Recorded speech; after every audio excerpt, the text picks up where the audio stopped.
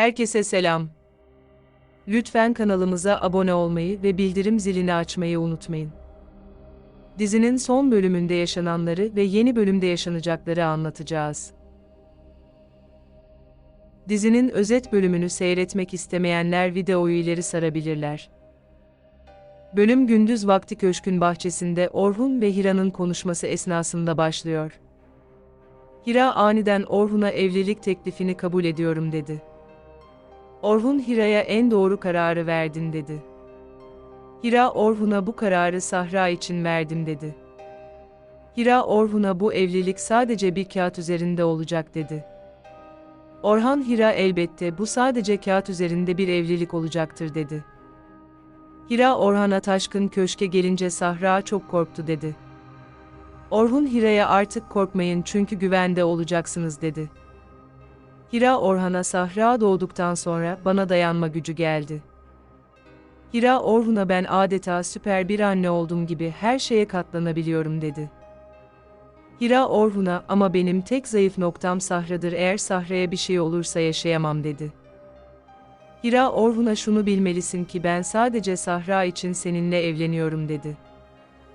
Orhun Hira'ya dediklerini anlıyorum ve şimdi harekete geçip evlilik işlemlerini başlatacağım dedi ve oradan ayrıldı.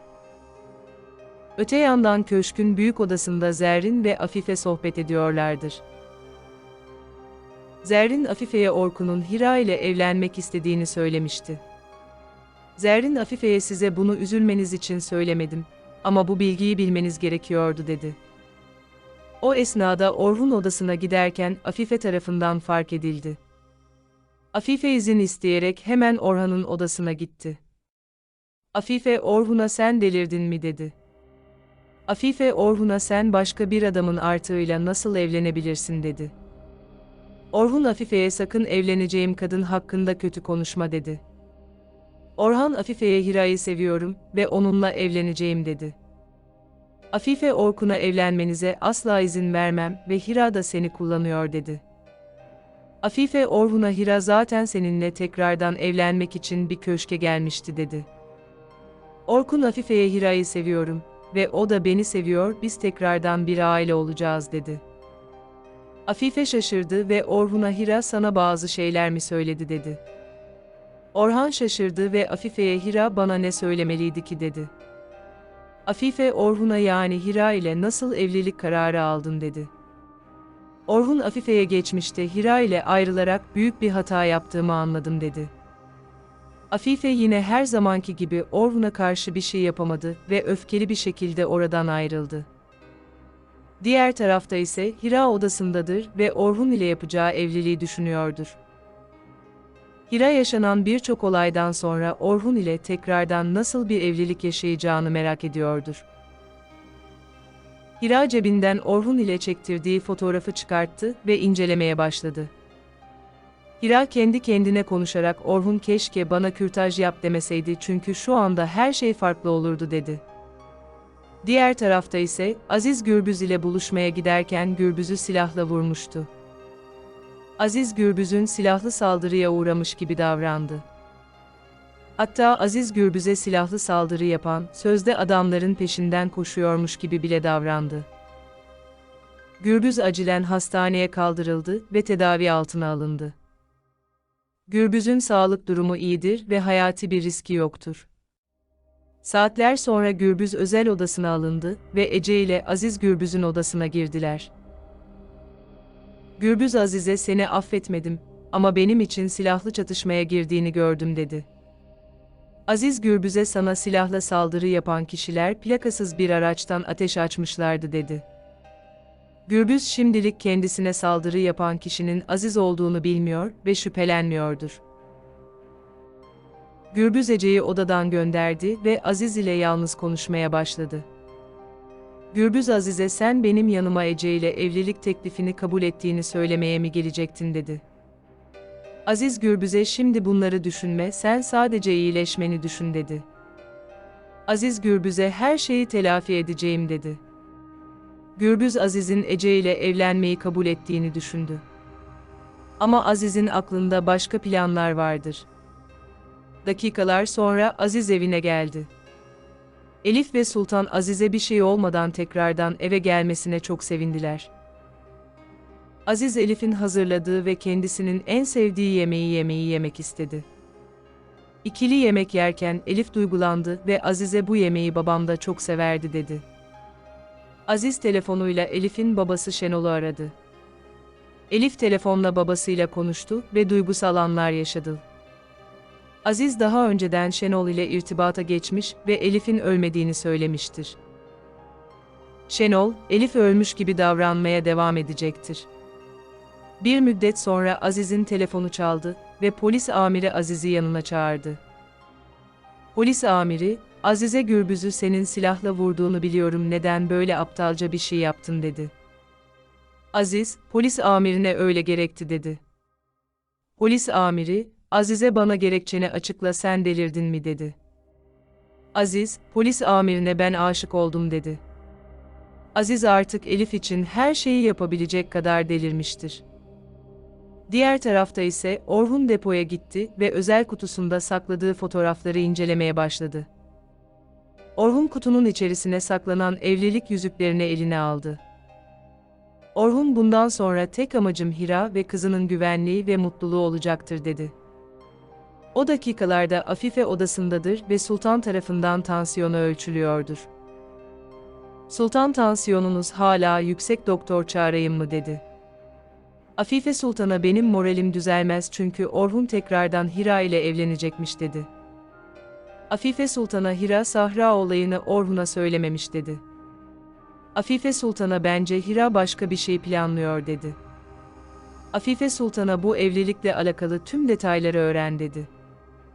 Dakikalar ilerledi, Hira köşkün bahçesinde vakit geçirirken Orkun yanına geldi.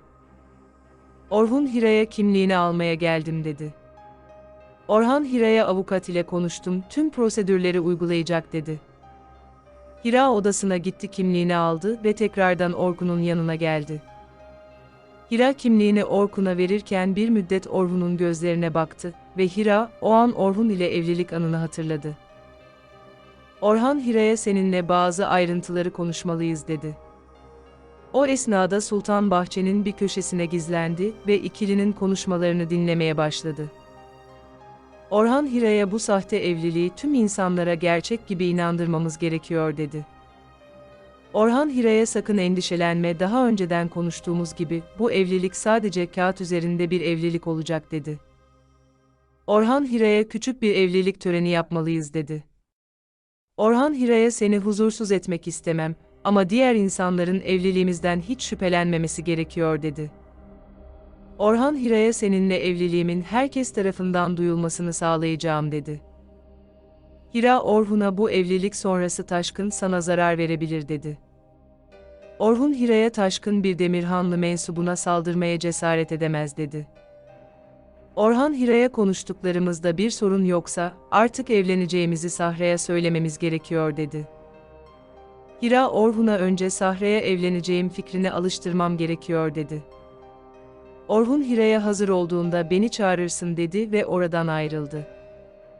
Sultan ise öğrendiği sırları Afife'ye bildirmek için hemen Afife'nin odasına gitti. Sultan Afife'ye Orhun ve Hira'nın evliliklerinin sahte bir evlilik olacağını söyledi. Afife Sultan'a Hira'ya güvenemem çünkü Hira Orhun'a ne kadar öfkeli olsa da elbet bir gün Sahra olayını Orhun'a söyleyecektir dedi. Afife odasından çıktı ve bahçede duran Hira'nın yanına gitti. Afife Hira'ya sen utanmazsın, uğursuzsun ve kalitesiz bir kadınsın dedi. Afife Hira'ya bağırarak duygu sömürüsü yaparak Orhun'u kullanmana izin vermeyeceğim dedi. Afife Hira'nın omuzlarından tutarak Hira'yı silkeledi. O an Hira'nın elinde tuttuğu Orhun ile çektirdiği fotoğraf yere düştü. Afife yerdeki fotoğrafların 6 sene önce Orhun ile Hira'nın düğün fotoğrafları olduğunu gördü. Afife içinden konuşarak Hira ve Orhun'un evliliğinin gerçek bir evlilik olmasına çok az bir zaman kalmış dedi. O esnada Erhan Afife'nin yanına geldi ve onu sakinleştirdi. Afife Hira'ya Orhun'u senden kurtaracağım dedi de oradan ayrıldı. Hira ise Afife'nin fotoğrafları görmesinden dolayı endişe duymaya başladı. Hira bir müddet olayın şokunu yaşarken yanına Orhun geldi. Orhan Hira'ya annemi düşünme çünkü annem mecburen kararımızı kabul etmek zorunda dedi. Hira Orhun'a Afife'nin böyle bir tepki vereceğini bekliyordum dedi. Orhan Hira'ya Sahra ile evlilik meselesini yarın mı konuşacaksın dedi. Hira Orhun'a bu meseleyi ne kadar uzatırsam uzatayım bir faydası yok dedi. Hira Orhun'a Sahra daha yeni babasını kaybetti, bu evlilik meselesinde nasıl bir tepki verecek bilemiyorum dedi. Orhun Hira'ya Sahra'nın babası gibi olamam ama onu öz kızım gibi seveceğim dedi. Orhan'ın ağzından çıkan cümleler Hira'nın tuhaf duygular hissetmesini sağladı. Daha sonra Orhun ve Hira birlikte bahçede oyun oynayan Sahra'nın yanına gittiler. Orhun Sahra'ya burada ne yapıyorsun dedi. Sahra Orhan'a daha önceden bahçıvan ile saklambaç oyunu oynuyordum, yoruldum dedi. Hira Sahra'ya Orhun ve ben seninle önemli bir meseleyi konuşacağız dedi. Sahra bahçenin dış kapısına gülümseyerek bakmaya başladı. Sahra baba diyerek bağırdı. Yekta ölmemiştir ve yaralı bir şekilde köşkün dış kapısından giriş yapmıştır.